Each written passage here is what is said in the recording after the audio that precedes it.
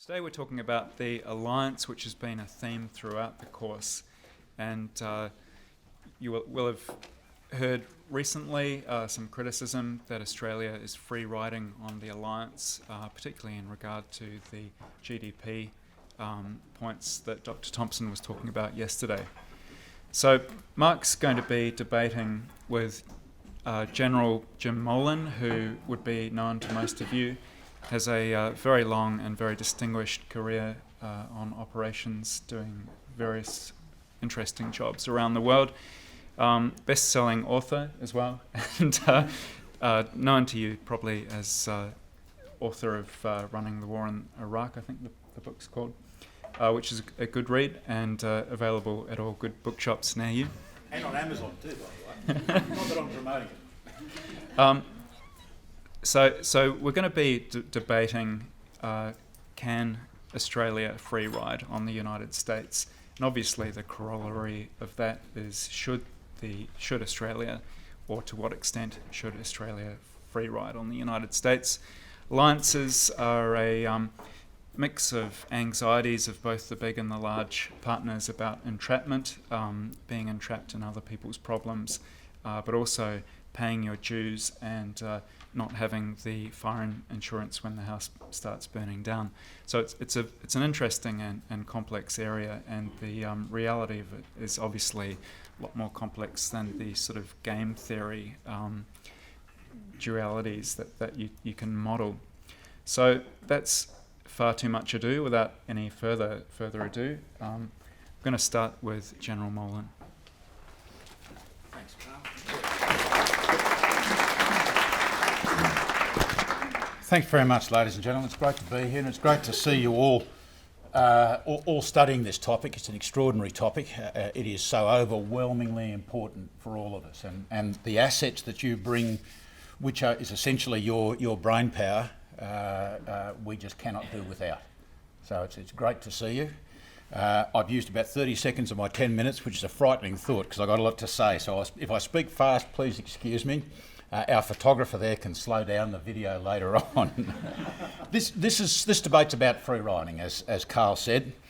But the beauty of it really is that it pulls together defence politics, it pulls together policy, capability and funding.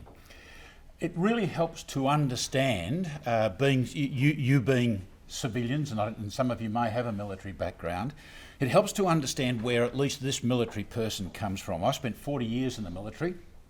During and after Vietnam, we considered the Australian Defence Force to be a totally different beast. I'm a customer of policy and strategy. I use what it produces and I use it for operational reasons. I've got to say, I ain't really impressed. The one characteristic that I think illustrates policy and strategy in Australia in relation to the Defence Force is that never ever, since 1976, has the Australian Defence Force been able to achieve the stated or implied policy and then strategy that's come out in a white paper. And if you think about that, you should be deeply concerned. My views, as Carl said, are all over the place. I think you've been given the Quadrant magazine, which had something to do in the title of Terminal Decline. That's also in another book, word for word. You might have seen the IQ Squared debate that I was involved in up in Sydney a couple of weeks ago, and that's been on big ideas, on Walid Ali's big ideas. There really is a very, very good book that I would have to recommend to you, and that's a book that you may already know about, Emile Simpson's book. It's called War from the Ground Up. There are those who are touting it as the replacement for Clausewitz, but I don't know whether that's the case. But I'd suggest to you, have a look at Chapter 8 and Chapter 9, because both of those talk about the moral aspect of what he talks about in relation to the strategic narrative, but it's fundamentally the same thing. If you pull it up from his strategic narrative to a national narrative, it really is interesting to see how he handles the moral dimension. The reason that I say read these books, and I would really encourage you to read mine, I don't care whether you buy it or not, because it is so important, if you're going to talk about policy and strategy, to have at least a passing familiarity with the tactics and the operations that come out the bottom. Because as I said, in the military that I was in for a long, long time, I never had any faith at all that we were able to do what the white papers said. Now, I've been overly influenced by the political campaign that's roaring along all around us, and I'm going to do the common trick of asking a whole bunch of questions, some of which I will then, in the best of the Prime Minister's tradition, go on to answer. Two parts. The first part, I'll ask the questions, but I won't answer them, and there's 5 of those. The second part, I will ask the questions, and then I will answer them. So part 1. All of these questions are relevant to your ability to understand and to assess free riding as a defence policy. The first question is, what are the odds that Australia will fight in a demanding war in the next 10 years? What are the odds? Someone somewhere has got to make that assessment. A demanding war, Afghanistan and Iraq are not the demanding war that I'm talking about. Afghanistan and Iraq is the price we pay in order to free ride. I'm talking about something vastly more serious. Second question, if the strategic situation deteriorates, how fast will it deteriorate? Would you be happy to say we'll have at least 6 months, 12 months, 18 months before we have to actually fight? What is the relationship between warning time and defence preparation time? 2 very, very important concepts. Critically important concepts. What is it that the ADF has to do now in this current strategic environment, and what does it have to do in the future if there is this deterioration we're talking about? Unless you can make that statement, unless you have at least fixed in your mind, and every single one of us have something like that, like a concept of operations fixed in our mind, it is pointless talking about numbers of equipments. Totally and absolutely pointless. Now, the last question that I won't answer is that I'll bet every one of you knows the number of submarines that we have and the number of submarines that some people are proposing that we get. I'm sure you know the number of AWDs, JSF, LHDs, but do you know the number of vehicles in Land 400 and the cost of Land 400? Does anyone know it? Bugger. Where are you? Don't tell anyone. It's funny, isn't it? Because we all know those other things, yet the one service that's doing all the fighting, we don't have a clue. This is the biggest thing that's coming along for Army in the next 10, 20, 30 years, and it will decide whether Army is functional into the future. What is free riding? This is what I reckon free riding is. Mark invented it, so I'll get in quickly. In my view, free riding is an aspect of defence policy of underinvesting to an unreasonable extent in one's own defence by countries able to look after themselves financially on the assumption that the heavy lifting, that is fighting, should it ever need to be done, will be done by the US. So the first of the questions that I will answer. How do you express free riding in easy terms? I do it easily, 1.6% of GDP. Free riding. Is there an acceptable level of free riding? Yes, there is. In my view, things like nuclear deterrence, mass, things like that, there is an acceptable level. And in fact, if you accept that the Americans will provide the extended nuclear umbrella, this may not be free riding, it may be a degree of specialisation. I mean, in NATO, various countries theoretically specialise in various things, and you have certain countries that have got more AWACS than other things. So I think there is an acceptable level of free riding. What would it take us to not free ride? In my judgment, a consistent spend of about 2% of GDP, not just once, but for a long time. Not this year and then you miss a few. A consistent spend of 2% over decades. What would this 2% buy you? Well, about 2% of GDP would buy you what we used to call Force 2030. And I'm not going to argue over numbers within Force 2030, but it was a broad, force-structured force. And you would get some kind of combat capability out of it after about 5 to 10 years at 2% spend. I believe that the ADF is so run down now that it will take a decade to get it back to be able to fight in a strategic environment involving 6 months, in my judgment, warning time. I maintain that the ADF is currently in what I call terminal decline, which is a state whereby certain capabilities such as anti-submarines, sustained strategic and tactical air defence, modern land warfare, joint ops and expansion capability, that certain capabilities such as those are at or are on the way to being at a state of unreadiness and unpreparedness that is greater than the probable warning time. And I suggest that any capability that cannot be raised to a warfighting level within 6 months is a total and absolute waste of time and money. Total and absolute. Go back to see what we tried, what government wanted to do in the first Gulf War and the second Gulf War, and they couldn't do it. How's my time going? 3 more minutes. What could a 2% Force 2030 be able to do? Well, I reckon about 3 things. It couldn't take on the Russian shock army or defeat Hugh White's invasion fleet from a very large Asian power called China. But it would allow Australia to manage risk at a reasonable level until the strategic environment changed dramatically. It should be able to do 3 things. First, short-term readiness stuff from hours to 30 days. The stuff we do now very, very well. Secondly, the capability to deploy and sustain a joint warfighting brigade. And by joint, I mean an appropriate number of ships and aeroplanes and land forces within 6 months. And third, be prepared to start an expansion to handle a significant deterioration in the strategic environment. That's what you get, in my view, out of a broad-based Force 2030 2% spend. Not next year. If we went to 2% next year, as I said, you need to spend consistently 2% over a long period of time. Is 6 months warning time reasonable and feasible? Because readiness is really expensive. Well, I don't know. I don't think too many people know, because the big studies on this have, to my knowledge, not been done. But it's my judgment that this would be really helped to answer this question by some really clever analysis. How do you decide on a level of readiness that would not be free riding? Simple.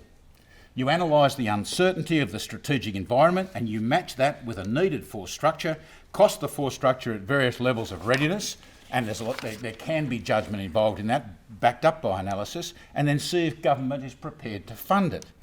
But before cutting or accepting suboptimal funding, you must know what is needed. And that's, in my view, the key point. Then you can honestly illustrate the risk and better manage suboptimal defence spending. Can Australia afford 2%? Absolutely. How do we know that free riding might work?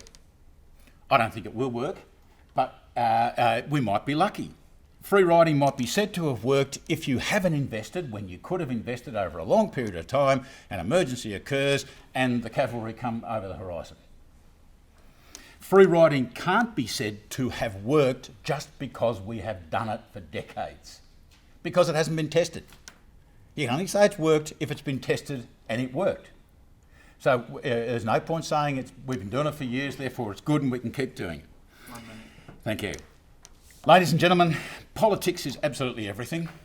I'm fascinated by a Prime Minister and a Greens leader that talk about international leadership and burden sharing on climate change, but don't consider that exactly the same attitude should apply to defence.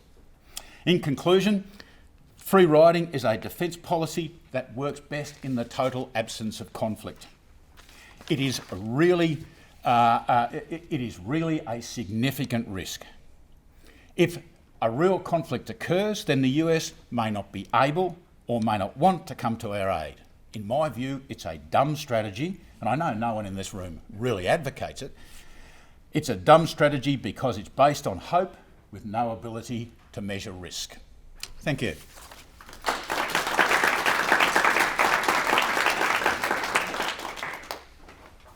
Dr. Thompson. Hello again, everybody. Debates can be corrosive of good argument. It's very easy to be drawn into making simplistic points that can sound persuasive and not really grapple with the difficult and hard issues that the real world throws up. I'll try and avoid that trap today and try and give a balanced case for why Australia has and should free ride on the United States. But I'll acknowledge the risks and I'll admit the ugliness of this particular policy approach. In that sense, I think you'll find there's a great deal of agreement on the facts and figures and indeed the depiction of the situation between myself and Jim. Let me begin by claiming victory in a sense. Australia has comprehensively and transparently free-ridden on the United States since the end of World War II. By free riding, what I mean is that we have done disproportionately less than the United States in contributing to the security that we enjoy. The numbers speak for themselves. In 1950, the US was spending 5% of GDP, we were spending 2.6%. 1960, 9.3% and 2.5%. 1970, 8.1% and 2.9%. I could go through decade by decade, but I'll just give you the 2010 figures. 4.8% and 1.9%. Each and every year since World War II, Australia has contributed less to the security environment we enjoy, which is largely due to the US effort. The situation is even starker in wartime. Consider Australia's part in US-led missions to Korea, Vietnam, Afghanistan, Iraq. Not only were our contributions disproportionately small compared with the United States on a per capita or on a per military personnel basis, but in most instances we put ourselves in situations where we faced less risk and incurred less costs in human terms than our powerful ally did. We're not alone. Europe has done the same thing since World War II, and the US's allies in Asia have done the same thing since World War II. The US has huffed and puffed and had smoke coming out of its mouth complaining right, left and centre. The fact is, everybody for the last 60 years has been enjoying security provided by the US's efforts. Australia's consistent failure to pay its fair share is rarely acknowledged. Instead, we make empty claims about punching above our weight and we depict ourselves as an activist middle power. In fact, our national narrative has little basis in the reality of the past 6 decades. So why do we make minimal contributions to military operations that we claim are in our national interest? Why do we spend so little on defence compared with our principal ally who's doing the heavy lifting? It's not that the post-World War II role played by the United States has not been of value.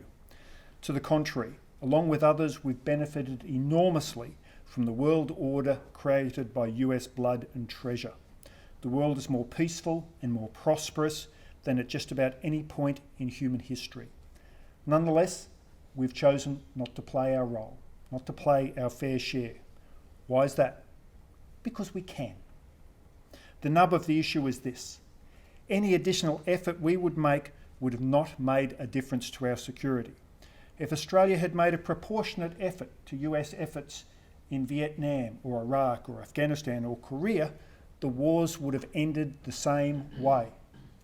We would have incurred higher costs and gained no greater security as a result. A similar conclusion applies to our peacetime defence efforts over the past half century. Nothing we could have done during the Cold War would have changed the balance of power between the Soviet Union and America. Nothing we've done since, nothing we could have done since, would have changed the balance of power across the Pacific that everybody's so focused on.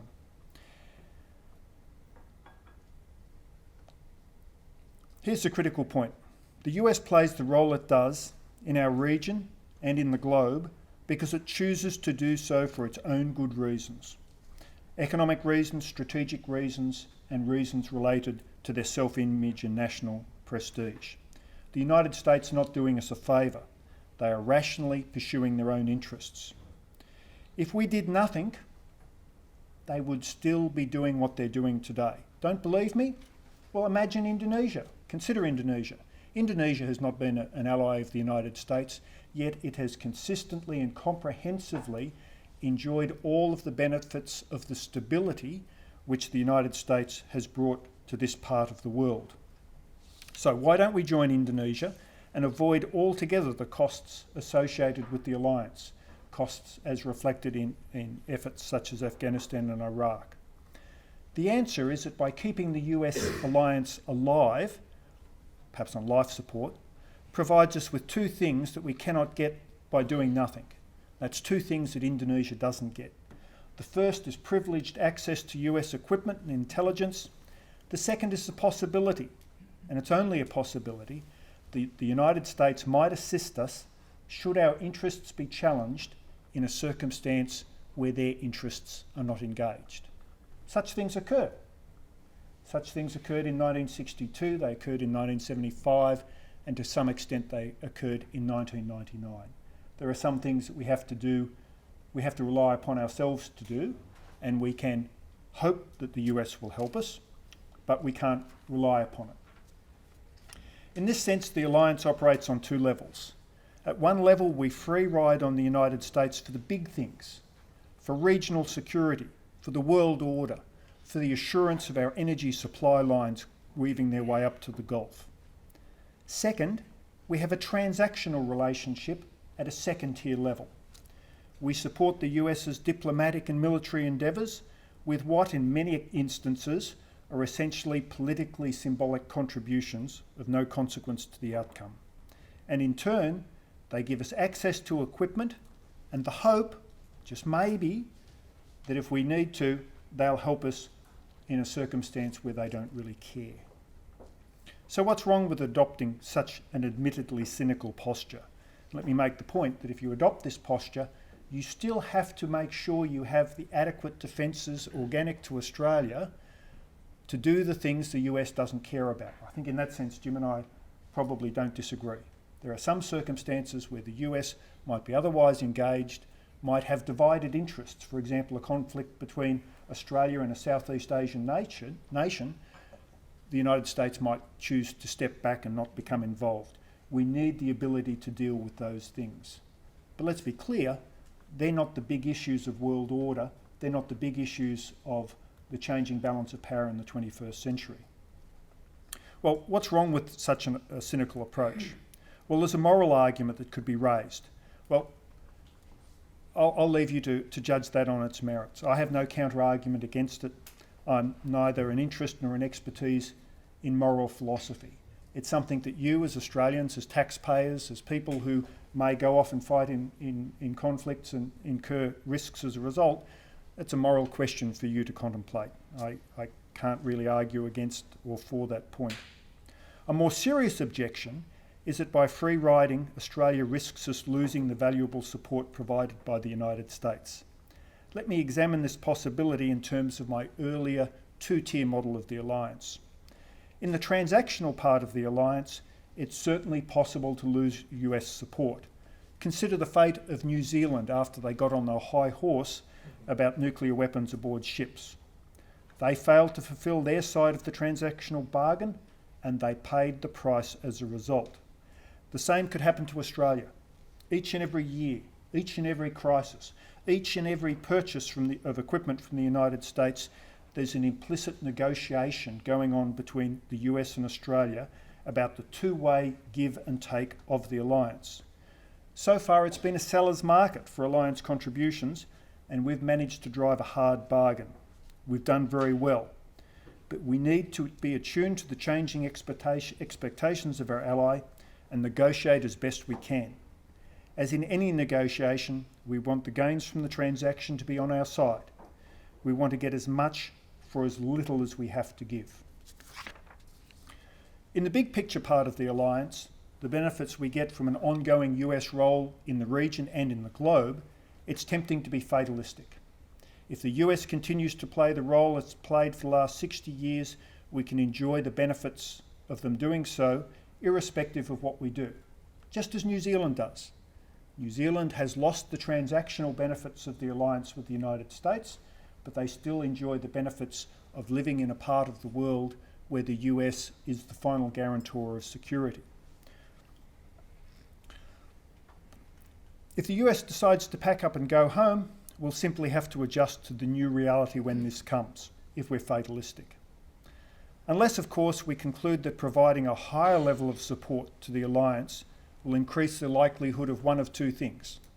Either that the US will stay engaged in our part of the world, or that the US, if they don't remain engaged in our broader part of the world, will nonetheless remain allied and supportive of our security. In the former case, keeping the US in the region, I don't think what we do matters. The US's decision to remain in the increasingly strategically challenged region of the world in North Asia will depend upon what happens there, which will depend upon what happens with China, with Japan, with South Korea.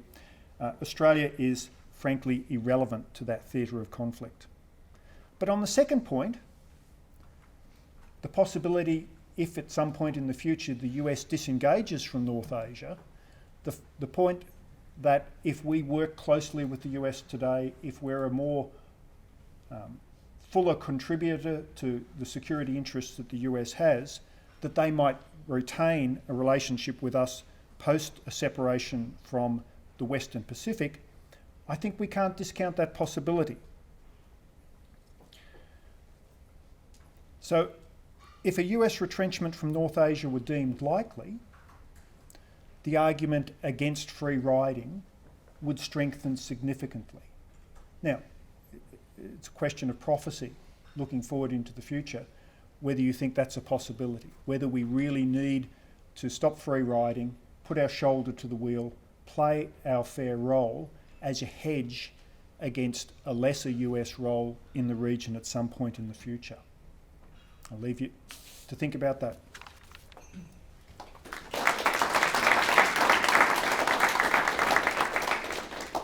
I think I get a few minutes to rebut now. It's hard to rebut because essentially we do agree on so much, but I'll make some very simple points. I think that I think it was much safer to free ride over the last 40 or 50 years, and I think Mark is saying the same thing, than it is to look into the future, the uncertain future, and to free ride from now on. The main arguments for a defence policy should have nothing to do with free riding. They should have a lot more to do with sovereignty and independence, and Australia being able to do what it wants to do.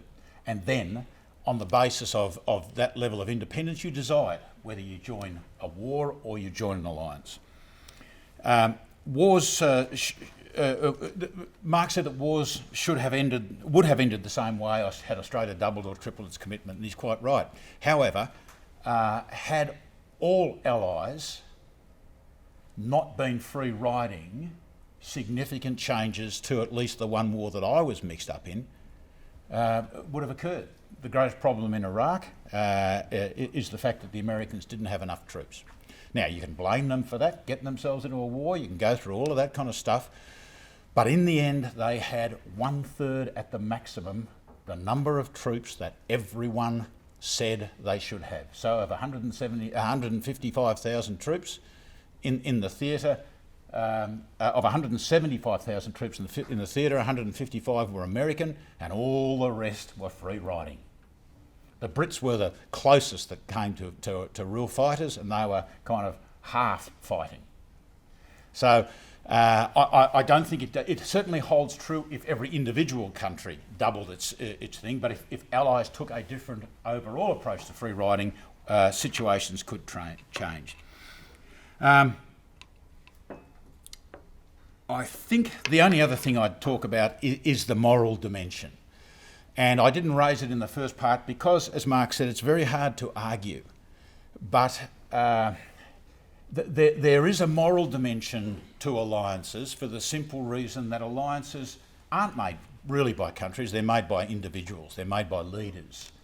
And there are bonds between leaders where leaders do things for other leaders that are special. Now, as Mark said, it's very hard to put a value on it, to stress it above certain levels, to prioritise it, but it is certainly there. There is an argument that can be made for doing, in inverted commas, the right thing. Interesting. Thanks, Mark. See, I'm afraid this debate is going to degenerate into a whole lot of agreeing with each other. So I hope there's some penetrating questions that'll come subsequently.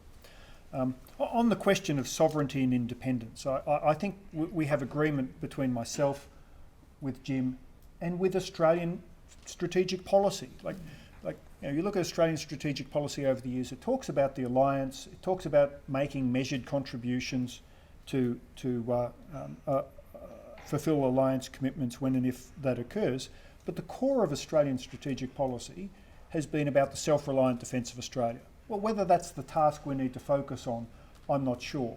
But certainly there are some tasks that Australia has to do self-reliantly, has to be able to do stabilisation operations in the near region, has to be able to do those things that aren't in the US's interests to help us with. For example, if we were, through whatever misadventure, found ourselves in a conflict with a Southeast Asian nation, that's something that we're really going to have to plan on being able to do by ourselves. So I don't think there's any disagreement between policy or between Jim and myself on that issue, but there's a very difficult question of how much is enough. How much defence do we need to accomplish that sort of modest set of, relatively modest set of tasks relative to the broader geopolitical issues of the Asia Pacific? How much is enough there? Looking to the future, I'm not sure, but I'd concur with Jim that in the past we've had a policy that said one thing and we've clearly allocated manifestly inadequate resources to be able to achieve what we said we wanted to be able to do. Here we are now, it's 2013, 13 years after the 2000 White Paper that gave the goal for the Army to deploy and sustain a brigade on operations. Maybe we can do it now. Just maybe, in a certain class of operations we can do that. And we're restructuring the Army only over the last couple of years to be configured to do that properly. So I wholeheartedly agree that there has been, and we are at risk of continuing, a gap between being able to do those sovereign independent things we have to do and the reality of our Defence Force. Jim is of course right. If nobody free rode, there would have been a big difference. There could have been a big difference in a whole range of theatres of operations over time. The difficulty there, and it comes back to Carl's point about game theory, it's a first mover dilemma. It's like global warming. If everybody were to incur the costs associated with reducing carbon emissions, incur the lower standards of living resulting from moving to renewable energy sources, well, we could probably make a difference. We could probably, stop the rise in global temperature.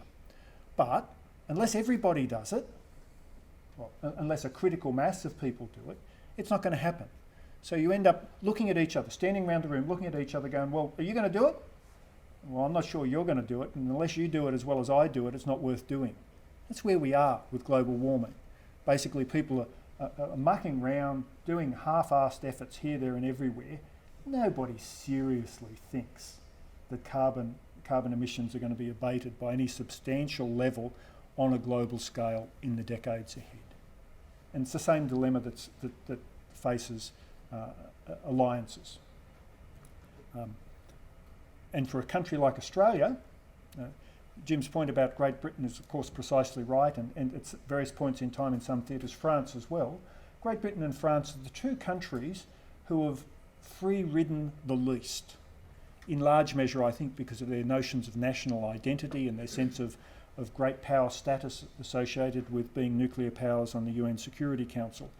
But even those countries haven't got up to the threshold of matching the US effort, and certainly even when they've gone halfway there, nobody's followed them.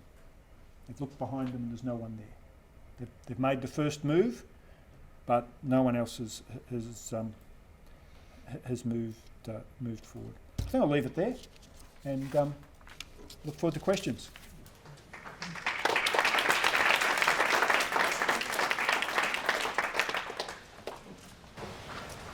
Okay, who's wondering, as General in particular, if you could talk about what you think the existential threat to Australia is that would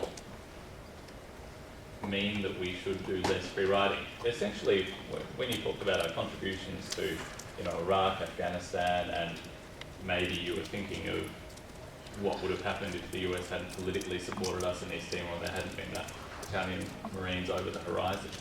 Those are all sort of operations of choice. Where is the existential threat to Australia coming from that means that we need to be able to mobilise the ADF to defend Australia within 6 months of warning? I have absolutely no idea, and neither do you. And therein lies the big problem in relation to defence policy, in that we have got to, it would be really, really easy for us to decide whether we needed 6 submarines, 12 submarines or 24 submarines if the Chinese fleet was coming across the horizon. Even if we sacrificed, if we said to ourselves, okay, well, China is, and what I'm doing is I'm trying to link the identification of a specific contingency with force structure, which in my view is a disaster for defence planning. Because if you then said, okay, well, we need a contingency to justify our existence, as we did with Defence of Australia for about 15 dumb years, we're going to take China as our big threat. I think some of the writings that Hugh White has done that, because he said, what will we do if they come across the horizon? We're about 1,000 steps from anyone coming across the horizon. I'd like to hope that we get 6 months, 12 months, 18 months, a couple of years before the situation up north somewhere changed to an extent that anyone came down south. However, I think there is. We quite often rush to a specific scenario too fast in relation to force structure. We don't know what's going to happen, and that is a perfect basis for force structure. If your strategic environment is uncertain, but there is a certain probably low probability of it going bad, then you can still come. Then I would suggest you need a broad-based force.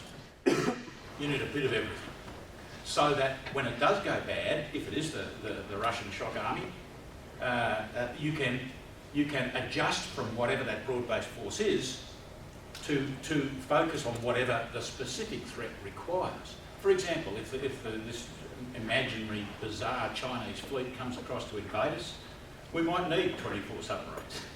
It might be the best way of doing it. And if you've only got 6, there might have been a study somewhere which said that with 6 crews and 6 lots of experience, you can't go to 24 within 150 years. There'll be some relationship between probability of something occurring and defence preparation. So I don't know what it is, but that doesn't mean that we can't force structure. I was told for about 25 years that we'd never fight outside the region. First serious war I go to, where is it? Middle East. Now that was an optional war, but not for the government. The government said go. Now, and I'll leave it at that. So I think there are 2 steps in force structure. The first step is to accept the uncertainty, and on that basis you can force structure, a broad-based force structure, and then you test it against contingencies. So you say, what if this imaginary fleet comes across the horizon? Well, it's not going to come for X period of time, therefore we only need Y ships, X planes, etc. It can be done. We go too fast to individual contingencies.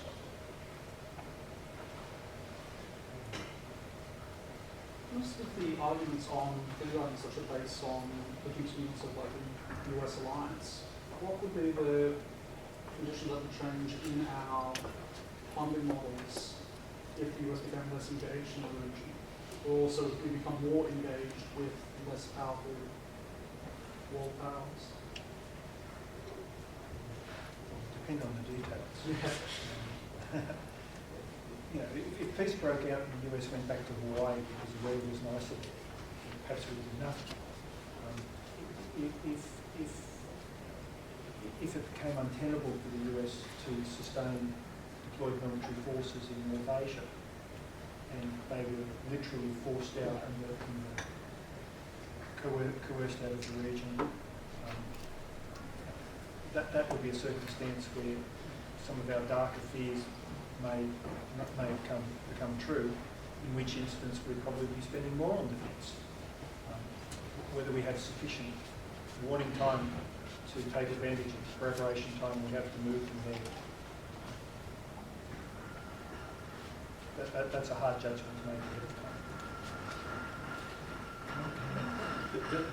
There's a fascinating study that I'm sure most of you have read out of ASPI, I think, on how the area access, area denial and sea air battle might occur. And it's a great little story, and if you believe that, and I think it's possible, feasible, if you believe that, then we are almost a frontline state. Because one of the big aspects of it is the Malacca Strait. If you take a certain view of air sea, one view is you fire all your missiles across and you start the war, and somehow, the question what happens next is not addressed. The other one is you pull right back and you kind of encircle the Great Satan up there in China. But if in either of those, the movement of energy across the Indian and Pacific Ocean is going to be critical. And we live, as in the past, we've been able to free ride, I'd suggest, because we have been 1 million miles away from the centre of problems. Nowadays, we might be closer to the problems. And that's really the basis on which I say things are becoming uncertain. I hate predictions, specific predictions, because, often people will make, if someone wants 24 submarines, you come up with a scenario that demands 24 submarines, 400 Js. Let me do something foolish. I'm going to try a little bit of prophecy in the following sense. There are lots and lots of people writing at the moment about the risk of conflict in the Asia. And they're pointing quite rightly to historical analogies involving the rise of new powers upsetting existing orders. They're pointing quite rightly to long-held and quite vicious historical animosity between some of the countries in Asia. And they're then looking at the way in which some of those countries are arming themselves and how some countries are developing things like air sea battles that we've accounted to. I think if you put that all together and you get to the point where, it's hard to dismiss the possibility of a conflict in that part of the world within the next decade. Entirely plausible to my mind. I think there's a risk, however, once you admit that, to conflating that with an existential threat to Australia. Let me draw the most vulgar of analogies. We had 2 world wars last century, one of which was profoundly stupid. It's called World War I. It was a pissing contest between half-wits. Okay? That's what we're at risk of having in North Asia at the moment. Through economic cooperation, through working together, through international trade, everybody is prospering. Now, if through the collective unwisdom of the parties we manage to upset the apple cart and throw that all to hell, it's going to be like a repeat of World War I. World War II was an entirely different affair. There were malignancies on the face of the earth, political systems that were abhorrent to human rights and to democracy and to freedom, and they needed to be defeated. That's the sort of thing that presents existential threats to Australia. That's not that's not what you look at when you look north and you ask, just how bad can it get? 2 different categories of problem, and both of them are very serious and very severe, but it's a mistake to conflate the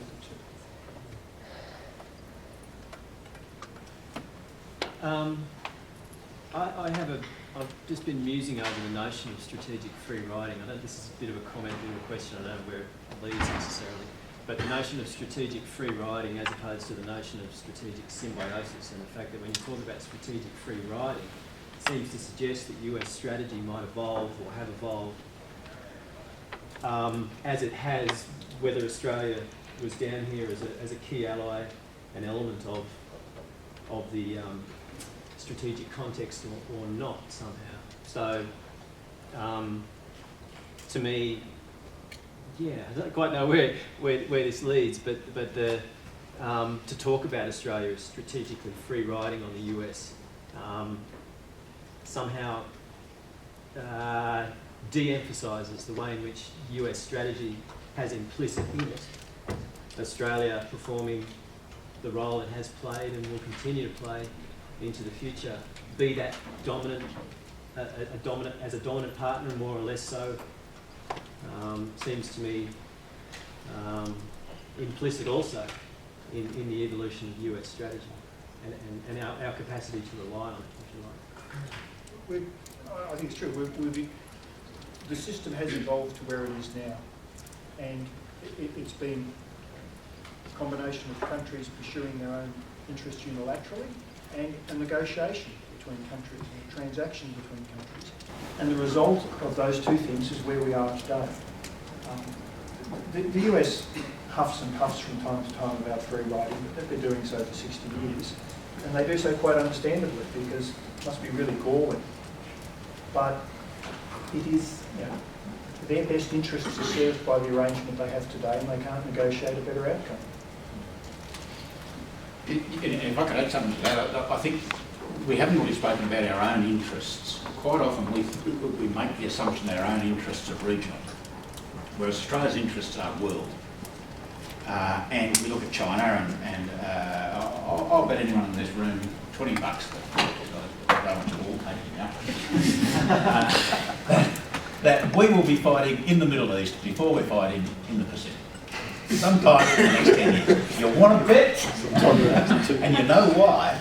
Because a lot of our wealth, a lot of our prosperity of this country comes, an enormous amount comes from China and Korea and Japan, but a significant amount comes from Europe, it comes from the Middle East, the people we sell goodies to in North Asia depend on power coming from the Middle East, and they will for a number of years to come. And should something occur over there that is bad, I can't get into specifics, but it keeps happening over there. Should something there occur that's bad, and Joe average Australia suddenly sees, no jobs, declining standard of living, you wouldn't want to be in a green uniform and still in Australia, I tell you, because people may demand that a government do something. Now, people don't demand much specific, but the governments will feel obliged to do something. And and governments, as soon as they're obliged by the people to do something, as we were as there was a feeling in the First and Second Gulf War and even in East Timor, they turn to the ADF, having not paid much attention, and they say, well, what can you do, ADF? And quite often the ADF says, well, not really all that much. Just without going into specifics, do you think an argument could be made that for us to do the missions where we do have to be self-reliant, that we can't afford to go down that New Zealand path of loss of access to the US? That if we can't afford to risk that to actually maintain our ability to conduct those operations where we do need to be self-reliant without the US? I think we'd be mugs to give it up. I think we get a brilliant deal. I think the transactional part of the alliance gives us enormous benefits at relatively modest costs, and we'd be mugs to do anything to upset it. I'd love to ask you a question, Ryan. What do you think we can do now? What are these operations that you have fixed in your mind, and we all have fixed in our mind? I'm not trying to embarrass you. No, I mean, not obviously looking into the future with the obviously, I guess going a bit off General Power, his talk this morning in terms of regional, so South Pacific, those missions where it would be expected of us to actually operate without US direct assistance, which obviously with capabilities coming on board seems to be fairly feasible. Yes, but that's an extraordinarily different, small activities, not much heavy head-to-head fighting. There's not much out there in the South Pacific, in PNG, in East Timor. That's a totally different set of scenarios than the ones I'm worried about. I think we can do them to a limited degree. Could we stabilise PNG? Oh, big one. Big question there. Could we evacuate Australians simultaneously from 5 or 6 PNG ports? I don't know how many Australians there were. There was 10,000 up there at one stage. Big call, but probably yes. Could we then go in and stabilise a PNG? There's more contingency stuff. I doubt it. So I think we can do certain things. The question we've got to ask ourselves is that adequate? And I'm always talking about the next step. See, I think a lot of Australians think we have the right to continue to exist for at least the next 2,000 years. And the world changes.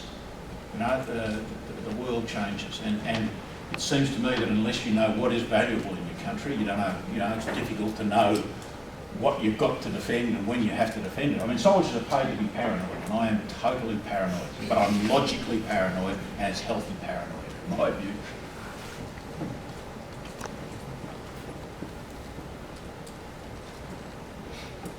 Back there, please. This is a bit of a force structure question, which I guess we've been dealing with in some senses across the way. General, you talked earlier about Force 2030 and where it fits into sort of the bigger picture and how no one can necessarily, well, many people can reel off facts about Land 400 and such, and then putting some context off your comments just now about where you think we're more likely to be fighting in the next decade than not. At a very broad level, I mean, what is your ideal force structure? Because I suppose, as you're saying, it's all prediction to some degree of seeing what there is to come, but there seems to be, I think one thing we've heard a lot of is the disconnect between perhaps some of the ideals of white papers, the last 3 of them, and then where that lines up with what we're doing, what we can fund, these sort of continuity elements. So I suppose, as you said, we can probably to some degree deal with regional issues, but where next? So do you have a sense of what you think would be the ideal or preferable? Yeah, based on my judgment, and a lot of defence is based on judgments, but that judgment must be informed by great analysis. I am fairly happy with Force 2030 as a force to carry us into the future. Now, I don't care whether it's 12 submarines or 6 submarines. And Mark might help me here, but I think in 2009, the force structure review that I think fed into the 2009 paper was done the year before, 2008. And I ran the one before that, which was a mid-year, a mid-period force structure review. And fundamentally, so I have a fair degree of faith in the actual assessment of what force structures we needed to face the particular strategic environment that was portrayed in the 2009 Defence White Paper. John Cantwell did the actual one that fed into it. So that's the last time that I reckon we've done it seriously. Now, my understanding was that the 6 submarines that we were quite happy with, I've got to say, in the force structure I did, and I understand in the one after it, suddenly became 12 submarines at the political level. Now, that's how I understand it. And these things happen, and you've got to accept that. So there is probably no justification for the 12 submarines, but bloody hell, if someone can afford to give you 12 submarines, you say yes, thank you very much. So, but I would start off by saying I reckon Force 2030 was the last time we did it. Seriously, we have yet to do it again. Maybe they'll do it. Maybe if the coalition gets in, they'll do it in that 18-month period that they're talking about before they come up with another white paper. You'd hope so. Interesting to see what they come up with, because I just don't think the world is becoming a nicer place, either in the Middle East, or in the various chains of pearls around the Pacific. I can predict what they'll come up with. Yeah. They'll come up with Force 2030. There you are. Bingo. I was right. I'm not. Whatever force structure you have, you're never going to retire all of the risks that might emerge in contingencies in the future. There's some things you're going to live with. So very vulgar sense, if you think of defence spending and the scale of the defence forces an old one retired, it's got two increments: cost, capability, and risk. And as you turn down the cost and capability, the more risk that you carry. Me, as a taxpayer, I'd be willing to live with the Defence Force more modest than Force 2030. Some people would want a larger one. So, ultimately, it comes down to judgments about what you think the future might hold and what tolerance you have for dealing with risk. Just one last question back here. You've been very patient. I was just wondering if the US might welcome sort of like more high quality niche capabilities from us rather than sort of the broad force, like jack of all trades kind of force. You know, because we are a relatively small economy in the grand scheme of things, wouldn't the niche capabilities perhaps have more of a strategic effect that the US might welcome rather than the broad force, which might have less strategic effect? You go first, and I'll agree with this. I was going to say, if the main aim, as the Air Force and the Navy think, if the main aim was for Australia to provide small forces to large American organisations, if that was the main aim of having a policy, then I agree. However, sovereignty and independence in our own you would have to say to me what that niche force was. It would probably be air and naval assets. The Army usually, apart from the SAS, perhaps the Army usually gets sort of neglected when you're discussing these kind of issues. Is our, I mean, what have we got? 48 of two types of Hornets. What have the Americans got? They have 5,000 of that kind of aeroplane. I think one of their aircraft carriers is probably larger than our entire Air Force. And that's the problem you face. So we've got to delude ourselves. This is the basic function that I have with this niche idea, us sending across token forces for strategic effect, is that we kid ourselves that we're achieving the aim we set ourselves. That is to impress the Americans, which is important. In defence policy terms, it's important. So we send across a force, for example, in Iraq, and I've spoken about this on many occasions. We send across a force to Iraq in order to demonstrate our commitment, but we don't let it fight. What do the Americans think of us? Not much.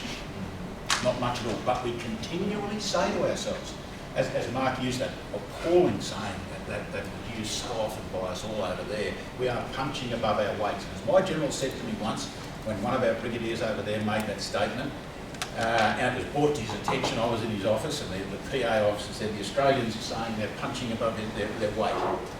And he said, well, Jim, he said, if you're punching above your weight, you can't actually be pulling your weight at the same time. But just as a follow-up to that, has there been any deterioration in the Australian-US relationship because they perhaps feel that our contribution has only been token? Is there any evidence that they've adjusted their attitudes because of it?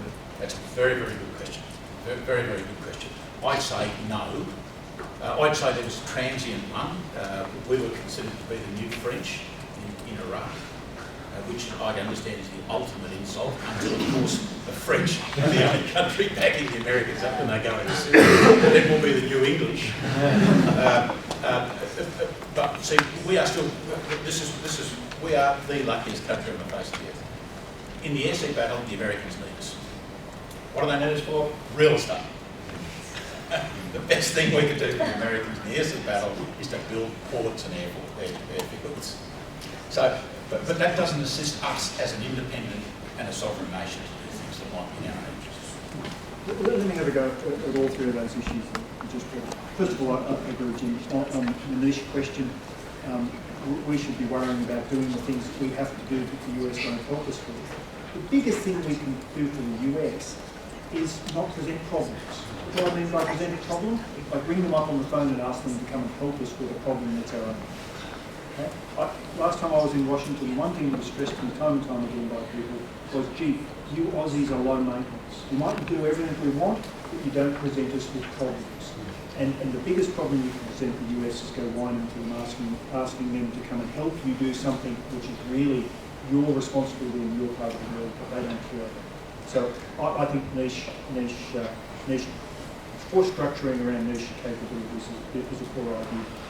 On the question of how our standing with the US has been, after the nature of the contributions they received in Afghanistan and the even more difficult job they had in Iraq, it really was a seller's market for contributions to coalitions. And You just have to compare yourself with everyone else. And compared with what other people were doing over the last decade, we've done pretty well. Yeah, pretty well in Afghanistan. And Absolutely agree, because we committed in No, something. no, but even politically at the early stage of Sure, Iraq, yep. we did well. Follow up, not so good. I'm with you on that. But you know, the bar was set low, and we managed to get over it. So let's not